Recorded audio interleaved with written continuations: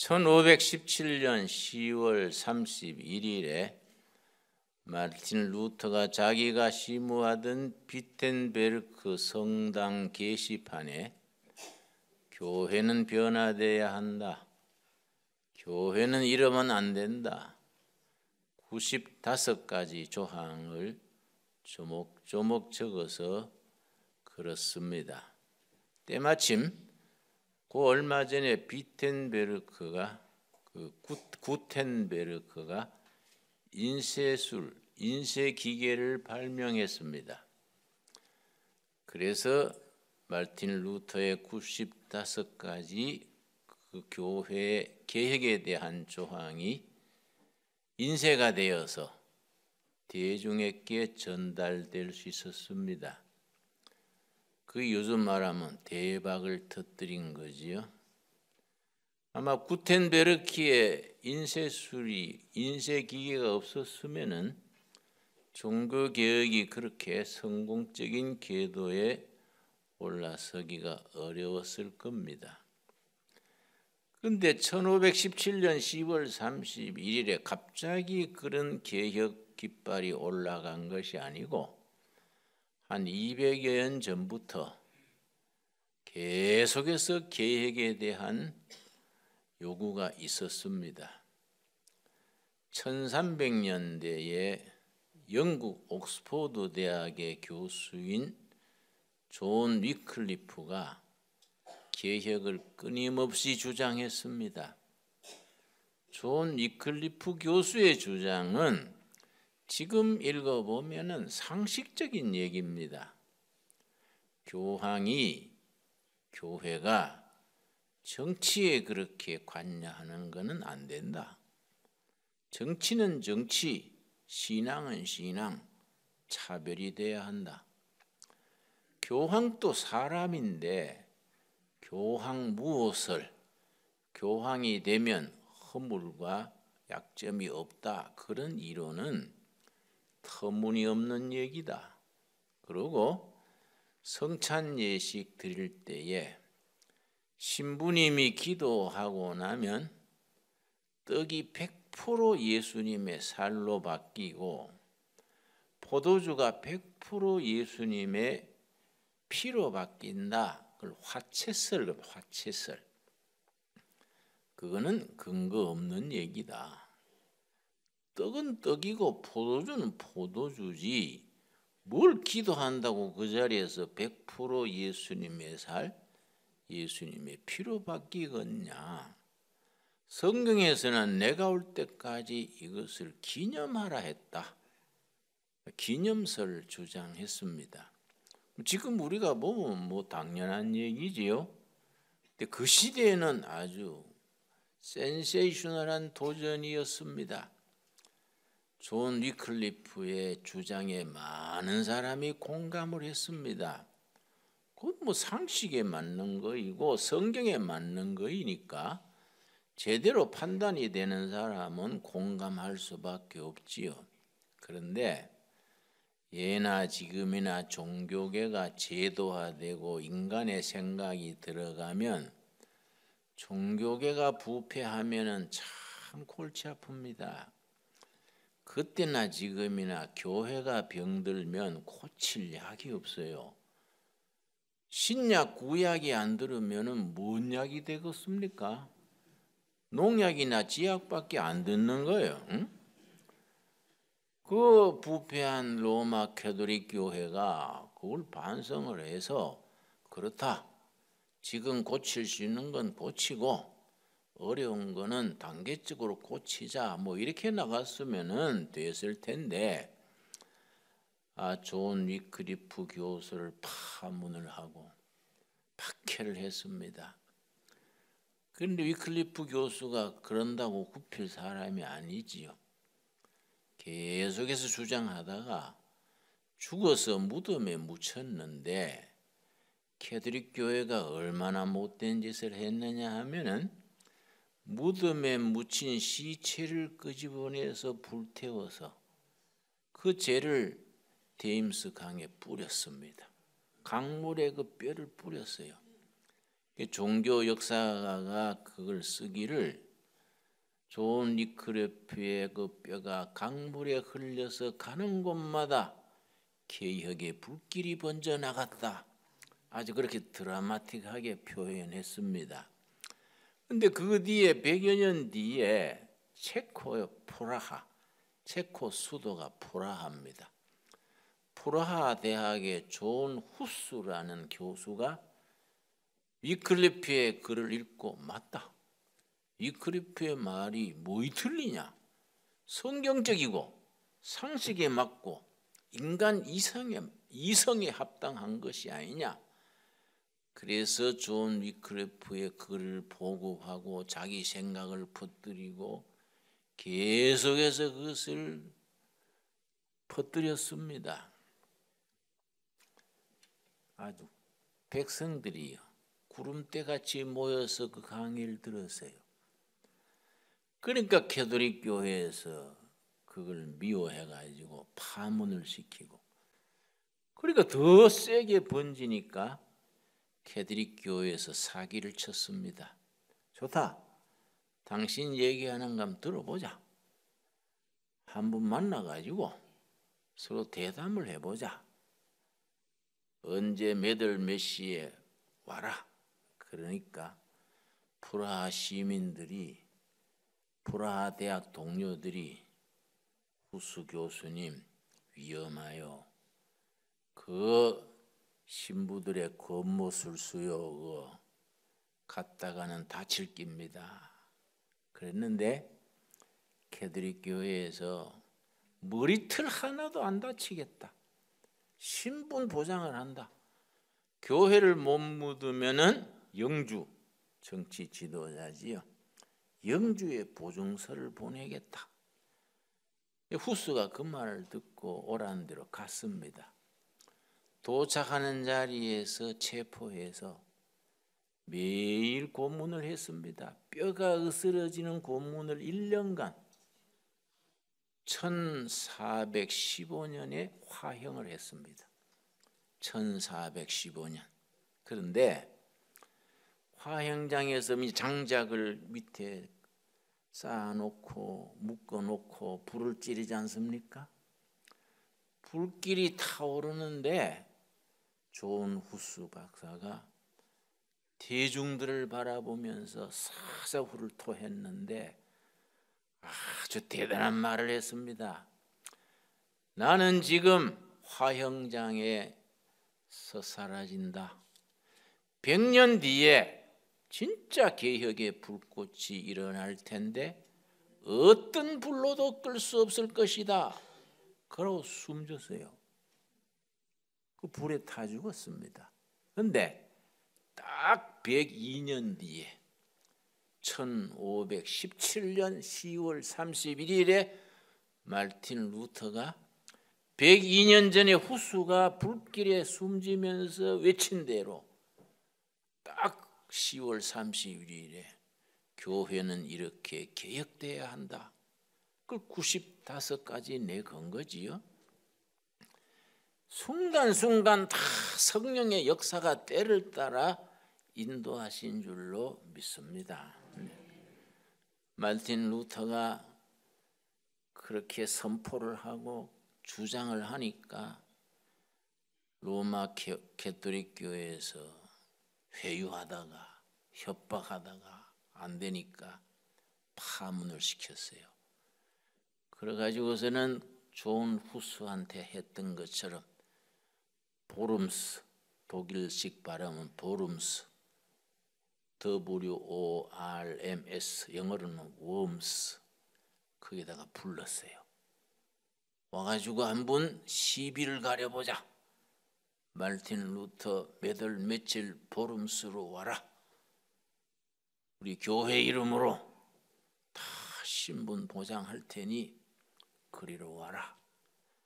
거기서 한번 시비를 따져보자. 그랬는데 모두 반대했지요. 그런데 하나님의 때가 온 거지요. 마르틴 루터가 뭐라 그랬냐면은 마귀의 숫자가 보름스 기와 짱같이 많을지라도 그리스도께서 승리할 것이다. 보름수의 기와 지붕의 기와장같이 마귀 수가 많을지라도 그리스도는 승리할 것이다. 나는 간다. 갔어요. 가가지고 이제 신문 때처럼 차려놓고 말틴 루터가 썼는 글들을 전부 수집해서 앞에 놓고 물었어요. 말틴 루터, 이거는 네가 쓴 거냐? 예, 제가 썼습니다. 썼는 걸 전부 이렇게 묻고서는 이거는 폐기하면 살려줄 것이고 폐기하지 않으면 교회는 벌을 가할 것이다. 그러니까 예수 그리스도의 이름으로 내가 쓴 모든 글, 내가 설교한 모든 말씀은 살아계신 하나님의 살아있는 진리의 말씀이다. 한 자도 내가 고치거나 포기할 수 없다. 당당하게 선포했지요. 그때에 말틴 루터가 음악을 잘했어요. 자기가 작사 작곡했는 찬송이 있습니다. 그걸 부르면서 간 거예요. 해마다 종교개혁 주간이 되면 그때 말틴 루터가 스스로 작사하고 작곡했는 찬송을 부릅니다. 585장입니다. 우리 한번 찾아보겠습니다. 585장. 보름수에 많은 동료들이 가서 100년 전에 후수처럼 가서 당합니다. 가지 마십시오. 그럴 때 말틴 루터가 이걸 찬송을 작사 작곡해서 부르면서 간 겁니다. 585 제목이 내주는 강한 성이요. 시편 46편 1절을 말씀으로 작사하고 작곡했습니다. 왼편에 작사자의 이름 있지요? M. 루터. 몇 년입니까? 1529년. 오른편에 작곡한 사람이 있지요? 그 위에 아인페스테 부르크. 부르크는 성입니다. 성. 아인페스테. 이거는 강한 성, 산성입니다. 세상의 어떤 권력도 어떤 권모술수도 무너뜨릴 수 없는 예수 그리스도는 강한 산성이다. 아인페스테 부르크 그렇게 쓰고 그 밑에 M. 루터 1529년 작사한 해수지요. 이걸 자기가 작사 작곡해서 부르면서 나간 겁니다. 우리 1절 한번 같이 부르겠습니다. 내주는 강한 성이요 방패와 병기 되시니 큰 환난에서 우리를 구하여 내시리로다. 옛 원수 마귀는 이때도 힘을 써 모략과 권세로 무기를 삼으니 천하에 누가 당하랴. 많은 사람들이 보름수에 교황 똘마이들의 권모술수로 당신 가서 죽음을 당할 겁니다. 그러니까 말틴 루터가 100년 전에 좋은 후수 생각하고 그렇게 권하는 거예요. 가지 마시오. 그러니까 옛 원수 마귀는 지금도 힘을 써서 모략과 권세로 온갖 권모와 술수로 무기를 삼아서 해치려 하지만은 천하에 예수 그리스도가 강력한 산성인데 누가 당할 것인가? 이런 기백이요. 그런 용기요.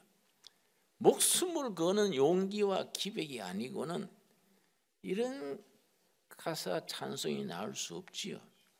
2절 우리 또 한번 부르겠습니다. 내 힘만 의지할 때는 패할 수밖에 없도다. 힘 있는 장수 나와서 날 대신하여 싸우네. 이 장수 누군가? 주 예수 그리스도 만군의 주로다. 당할 자 누구랴? 반드시 이기리로다. 루터의 신앙 고백이에요. 내 힘 의지하고 가는 게 아니다. 내 힘만 의지할 때는 패배할 수밖에 없다. 힘 있는 장수가 계신다. 예수 그리스도 힘 있는 장수고 강력한 산성이다. 어떤 세상의 힘, 인간의 수단과 방법으로 허물어뜨릴 수 없는 힘 있는 장수. 그 장수가 날 대신하여 싸우신다. 누가 예수 그리스도를 허물어뜨리겠는가?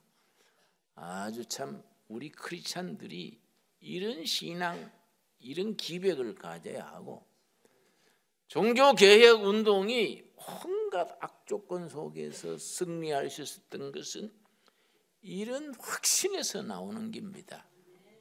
그래서 독일의 마르틴 루터, 프랑스의 요한 칼빈, 저 스위스의 쭈리히, 멜랑히톤, 영국의 위크리프, 체코의 후스, 이 사람들의 개혁자들의 그 특징이 있습니다.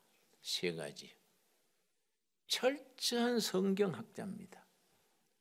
둘째, 대중의 설득력 있는 설교자들입니다. 세 번째, 아주 도덕적으로 탁월한 분들입니다.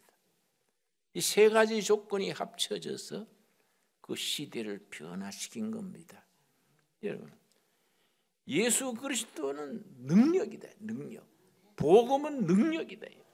오늘 본문 말씀 로마서 1장 16절 말씀, 마르틴 루터가 이 말씀에서부터 시작을 한 겁니다. 로마서 1장 16절 말씀. 자, 루터가 개혁 운동을 일으킨 출발점이지요. 내가 복음을 자랑한다. 1장 16절. 내가 복음을 부끄러워하지 아니하노니 이 복음은 모든 믿는 자에게 구원을 주시는 하나님의 능력이다. 능력.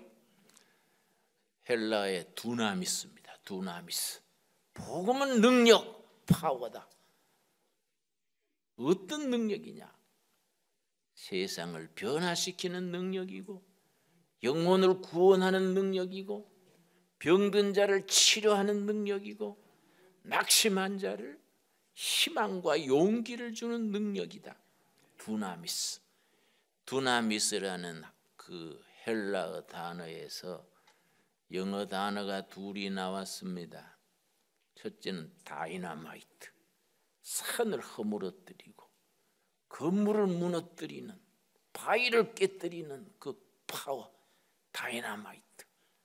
복음은 두나미스, 다이나마이트다.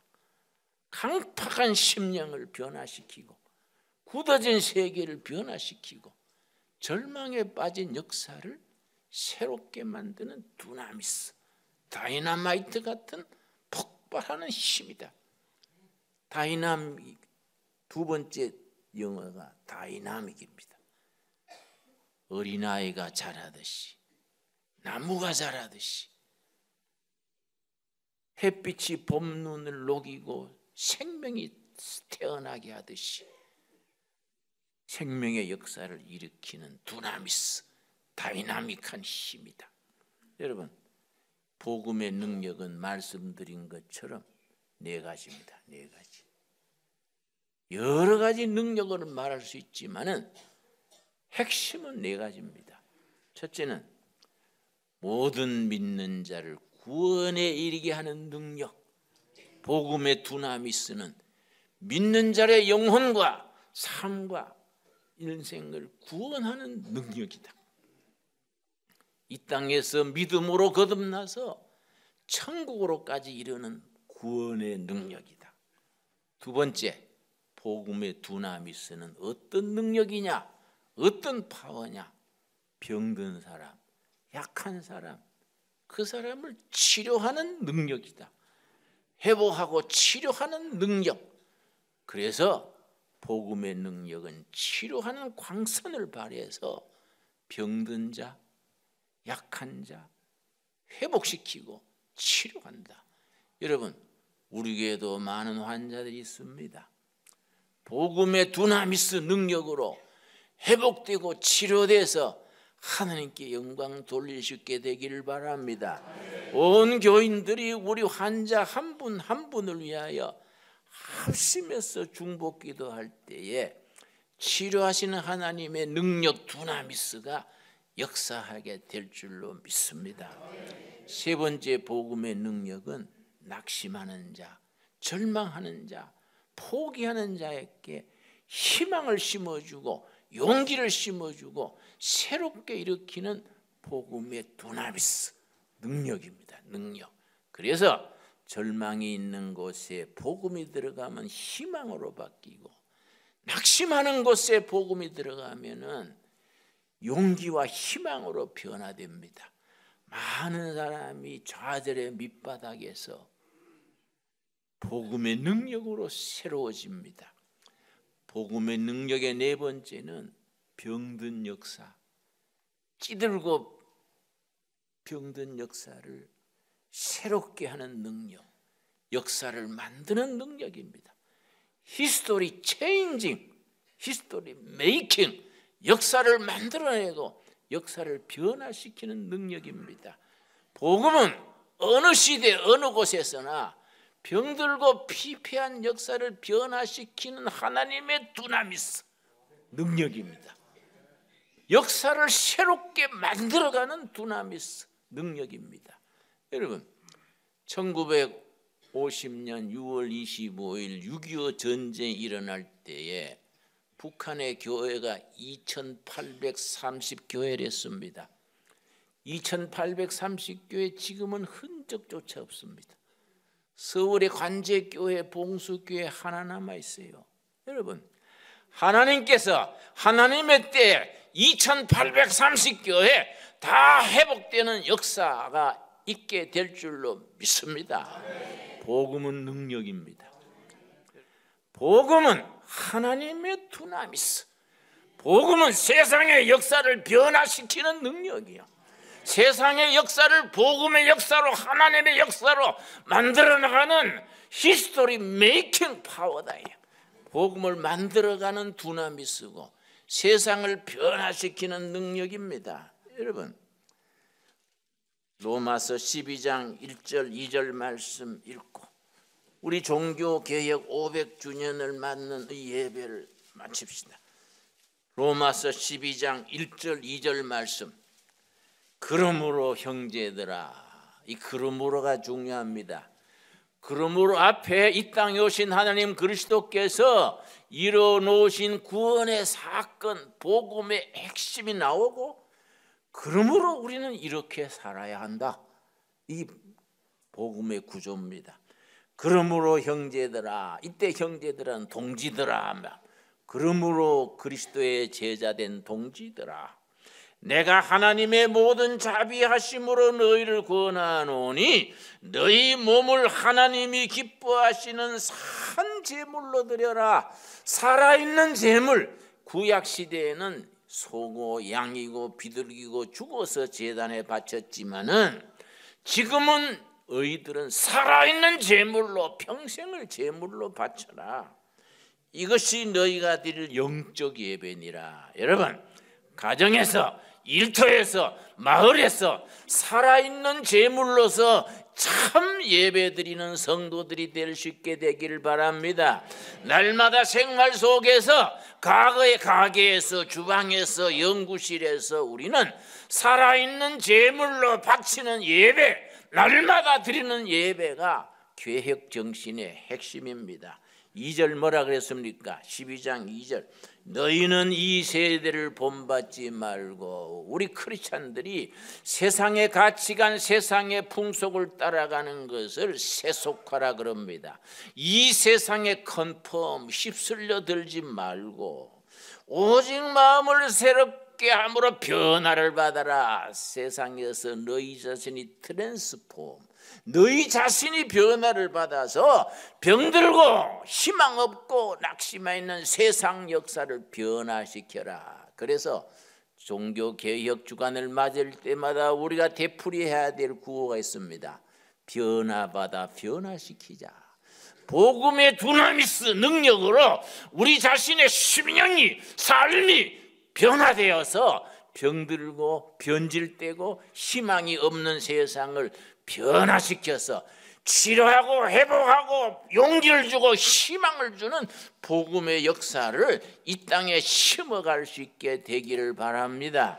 기도하겠습니다.